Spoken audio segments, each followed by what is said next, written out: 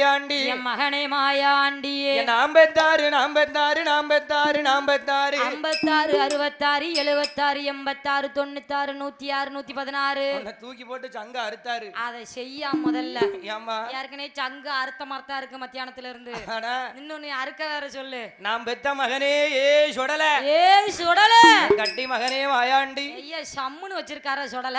ஆமா ஆமா அப்ப கொஞ்சம் கூட கொஞ்சம் பவுடர் போட்டு வந்திருக்கல. அப்படியா நீ ஐயா நீ வேற அம்மா இவனுக்கு ஏன் போறாமையா இருக்கு சப்புனு குறைச்சிட போறாரு மாயாண்டி. அதாவது அங்க இறக்கிட்டாருல.